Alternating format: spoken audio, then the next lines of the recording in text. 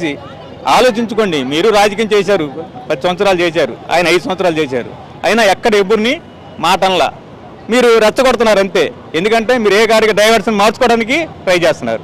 దయచేసి మీరు ఇప్పటికైనా మార్చుకోవాలని కోరుతూ సెలవు తీసుకుంటారు. నెక్స్ట్ కూటమి 15 ఏళ్ళు ఉంటామంటున్నారు, అయినా సాధ్యం అవుతుంది జగన్ గెలవటం అని అంటున్నారు.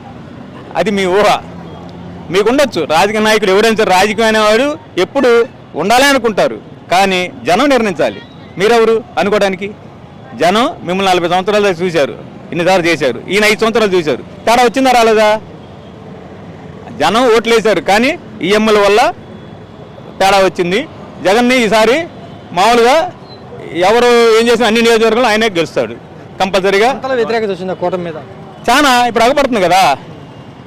కూటమిలో వ్యతిరేకం వచ్చిందా రాలేదనేది మీకు అర్థమైపోతుంది. యాక్చువల్గా 2 సంవత్సరాలు, ఈ 2 సంవత్సరాలు ఆయన 5 సంవత్సరాలు చేశాడు, కానీ వాళ్ళ నాన్నగారు చేసిన దానికన్నా డబుల్ చేశాడు. ఆయన నియోజకవర్గంలో ఎక్కడ ఎవరు చూసినా మాట వాళ్ళ. కనుక దయచేసి మీ పొలిటికల్స్ కూడా మార్చుకోవాలని, న్యాయం చేయాలని మేము కోరుకుంటున్నాం. ఎందుకంటే ప్రతి ఒక్కరిని ఇలా చేయటం తప్పు కదా. జైలు వేయటం, అడిగితే ప్రశ్న అడిగితే అవసరమా? అట్లా చేస్తే అందరూ చేసే ఇదైద్దిగా. అది రాజకీయం కాదు. రాజకీయం చేయాలంటే ఒక ఉన్నతంతో